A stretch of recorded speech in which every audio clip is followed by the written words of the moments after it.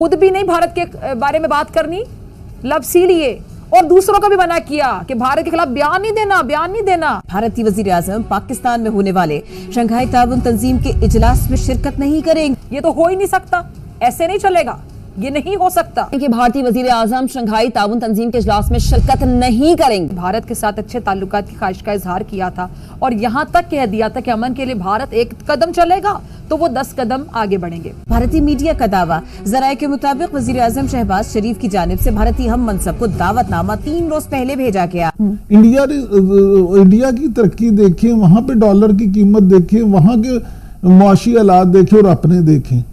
आप ये भी चीजें बिलाशुबा इस बात में बड़ी एक ये तल्ख हकीकत है, लेकिन हम इन तमाम चीजों में इंडिया से कहीं पीछे रह गए। यानी भारत से इतनी मोहब्बतें थी कि दूसरों को भी मना किया बयान देने से भारत के खिलाफ। पाकिस्तान के अंदर इसी साल अभी 2024 में अक्टूबर के अंदर एक SOC समिट है और उस समिट के अंदर पाकिस्तान ने बाकायदा तौर पे इंडिया को, भारत को इनवाइट भी किया।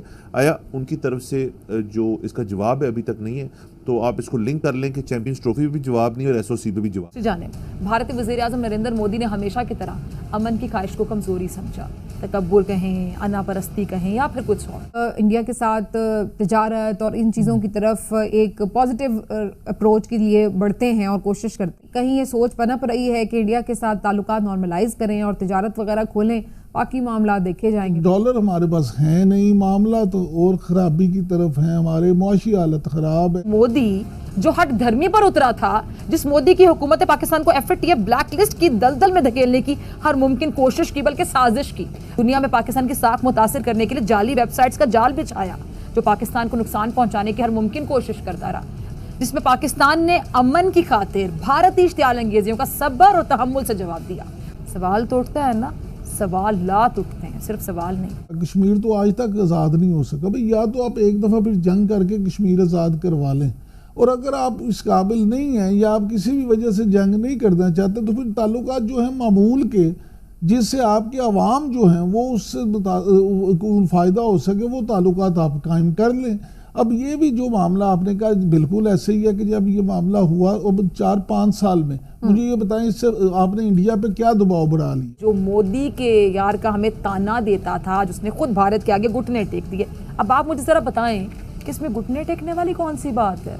उसके बाद पाकिस्तान और भारत के साथ तिजारत की क्या सराहियां भी होने लगी। ये हवा चलने लगी कि पाकिस्तान मकबूजा कश्मीर से पीछे हटकर भारत के साथ तिजारत पर राजी हो गया। भारत के साथ तमाम मसले मसाइल हल करना चाहते हैं, लेकिन उन मसाइल में सबसे जो बड़ा मसला है, मसला जो टॉप पर होगा, वो कौन सा? मकबूजा कश्मीर का मसला टॉप पर। ये खबर भी सामने आई है कि ताल्लुकात भले पाकिस्तान और इंडिया के ऑफिशियली तो इस वक्त नहीं है मामूलात पर, लेकिन उसके बावजूद भी कहीं ना कहीं तिजारत का सिलसिला जारी है, जबकि ऑफिशियली तो इसकी कोई इस वक्त हमें नजर नहीं आता अप्रूवल है। ये क्या जुल्म है? पाकिस्तान और इंडिया के दरमियान तिजारत बिल्कुल जारी है और बहुत सारी चीज़ें ऐसी हैं जो वाया दुबई आ रही हैं। यानी जो 10 रुपये खर्चा करके आप यहाँ वाघा बॉर्डर से मंगवा सकते हैं, उसमें 2000 रुपये खर्च करके वहाँ से पहले दुबई जाती है, दुबई से फिर कराची आती है और वहाँ से फिर यहाँ आती है। अब इससे बड़ी बेवकूफ़ी क्या हो सकती है? फिर हम महंगाई का रोना रोते हैं। भारत को अजीज रखते हैं, भारत से बड़ी मोहब्बत है उन्हें, रियासत मुखालिफ बयानियां, कौमी सलामती इदारों पर बराह रास्त हमले ने इस शक को कह लें कि और पुख्ता कर दिया। जय हिंद दोस्तों, दंड न्यूज में आपका स्वागत है। भारत ने पाकिस्तान को तगड़ा झटका दे दिया है। पड़ोसी मुल्क पाकिस्तान और भारत के बीच संबंध तनावपूर्ण हैं। भारत लगातार पाकिस्तान को आतंक के मुद्दे पर फटकार लगाता रहा है, लेकिन पाकिस्तान अपनी हरकतों से बाज नहीं आता है। इस बीच पाकिस्तान ने भारत को आमंत्रित किया है। PM मोदी को पाकिस्तान के प्रधानमंत्री शहबाज शरीफ ने पाकिस्तान आने का न्योता दिया है। भारत मकबूजा कश्मीर के खिलाफ 5 अगस्त 2019 के यकतरफा जालिमाना इकदाम को वापस नहीं लेता है, उससे किसी भी किस्म की ना बात हो सकती है और ना ही तिजारत हो सकती है।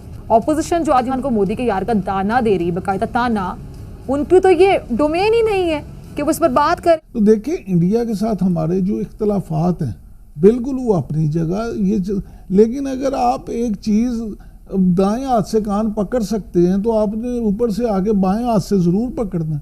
आप सीधे तरीके से काम तो कर आपका दें। ख्याल है कि इंडिया के साथ तजारती रवाबित बहाल होने चाहिए? मैं ज़ाती तौर पर समझता हूँ कि असूली इख्तलाफात अपनी जगह, लेकिन हमसायों के साथ ताल्लुक सिर्फ इंडिया की बात नहीं है। इंडिया हो, ईरान हो, अफगानिस्तान हो, चीन हो, ये जो आपके हमसाए हैं, तुर्की, इनके साथ आपके रवाबत बिल्कुल बेहतर, इनके साथ ताल्लुकात भी होने चाहिए, तजारत भी होनी इमरान साहब, चाहिए। इस तरह की चीजें करने का मकसद तो यही होता है कि आप दूसरे मुल्क पे दबाव बढ़ा रहे हैं, बेसिकली अपना एहतजाज रिकॉर्ड कराते हैं। और ये उस वक्त सिलसिला रुका जब हमने देखा कि ये कश्मीर के इशू की वजह से और जो 5 अगस्त का भी वाकया हुआ उसकी वजह से भी, तो उस मकसद तो इन चीज़ों का ये होता है कि हम उनको रियलाइज़ करा रहे हैं कि जी आपका ये जो एकतरफा इक़दाम है हमारे लिए काबिल कबूल नहीं, इसलिए हम उनके साथ कोई बराह रास्त तजारत नहीं करें। आपको लगता है इससे कोई फ़र्क पड़ा? और अगर नहीं पड़ा तो उसके अलावा हम क्या कर सकते हैं? अब देखें सुमीना, हम शुरू हो जाते हैं मसला कश्मीर से। इसमें कुछ शक तो नहीं है कि कश्मीर हमारी शहर आ गया, हम यही कहते हैं और समझते भी हैं, और कश्मीरियों के साथ हमारे दिल धड़कते हैं।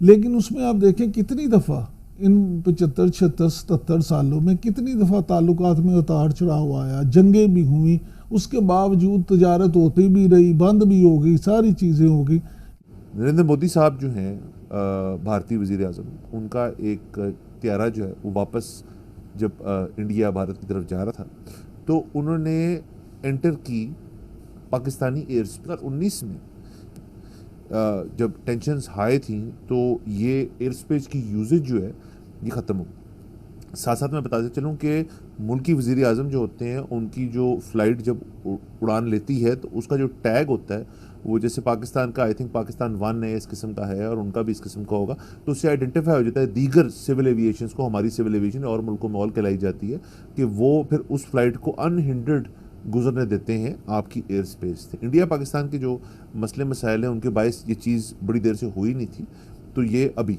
कल के रोज़ जो है ये चीज़ हुई। इसको एक पॉजिटिव जेस्चर के तौर पे समझा गया और उसके साथ साथ सर एक ये भी इसके अंदर कहा जा रहा है कि 46 मिनट्स तक वो रहे पाकिस्तानी एयर स्पेस में, जो कि वो कम टाइम नहीं होता, और फिर अमृतसर के थ्रू वापस भारत में दाखिल करके जहाँ भी उन्होंने लैंड करना था करके। लोग हैं जो इस चीज़ को एज ए फेवरेबल और एक अच्छा आउटकम देखना चाहते हैं ताकि बैठ के बातचीत की जाए और मामला हल किए जाएँ, और उसी साइड पे फ्लिप साइड पे वहाँ पे भी ये नासर हैं और यहाँ पे भी शायद हों जो कि इस चीज़ को नहीं चाहते। आपको बता दें कि पाकिस्तान के प्रधानमंत्री शहबाज शरीफ ने पीएम मोदी को पाकिस्तान आने का न्योता दिया है। शहबाज ने एससीओ की बैठक में सम्मिलित होने के लिए यहां आमंत्रण भेजा है। पूरी दुनिया की इस बात पर निगाह है कि क्या तनावपूर्ण संबंधों के बीच पीएम मोदी पाकिस्तान का दौरा करेंगे। वहीं यह भी देखा जाना है कि क्या वह भारत का प्रतिनिधित्व करने के लिए किसी को भेजते हैं या नहीं। भारत का जवाब न मिलने से पाकिस्तान पूरी तरह से बौखलाया हुआ है। आज के लिए बस इतना ही। वीडियो कैसा लगा हमें कमेंट जरूर बताएं। चैनल पर नए हैं तो लाइक, सब्सक्राइब और शेयर करना न भूलें।